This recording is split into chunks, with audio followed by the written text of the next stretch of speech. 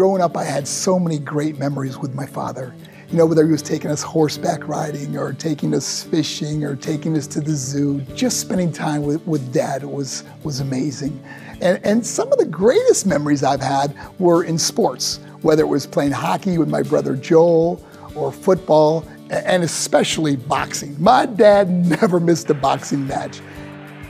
One of my favorite memories was when I was in the finals of the New York State AAU boxing tournament. I mean, epic battle. I was in the fight of my life. We were going back and forth. I remember driving this guy across the ring, and all of a sudden, we went through the ropes, into the stands, onto the cement floor, into the chaos and the confusion, the commotion. I remember thinking, I gotta get back in the ring.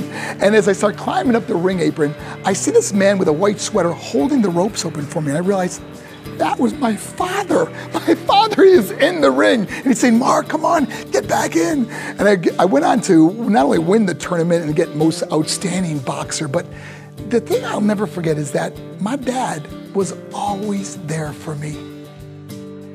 My father was living in Buffalo, New York, and I was living in Florida. He had to go to the hospital for some testing. I ended up keeping there longer and longer, so I decided to fly in and see my father. And my other sister Jody and I would stay at his house and we'd visit him all day. Then we'd go back to his house and sleep, and we got a phone call at 6 in the morning. They said, Mark, you need to come see your dad right away. So we drove to the hospital as fast as we could. When we pulled up to the hospital, there was no parking, so I jumped out of the car, I took the elevator up to the floor that he was on, I ran down the hall to my dad's room. When I opened up his hospital room door, I could see my father wasn't doing good. So I went inside his room, and I took the hospital, there's these railings on the hospital bed, and they snapped down, and I scooped my father in my arms, and I got in his bed, and I laid my dad across my lap. And just then, my dad, he just looks up, and then closes his eyes. And I lost it.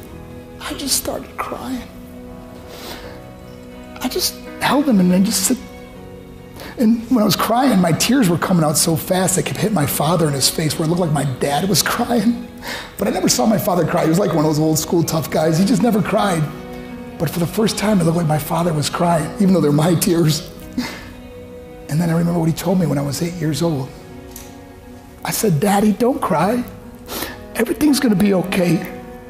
Please don't go. You're my best friend. He died in my arms. Unfortunately, my dad has passed on, and all I have is those memories, and I won't be able to make new memories, but maybe you can. Maybe this is a day that you can reach out and call your dad, stop over and see him, give him a big hug, tell him how much you love him. There's no promises of tomorrow. Life passes quickly. Life is precious. What you have today, don't miss the opportunity. Make today a special day.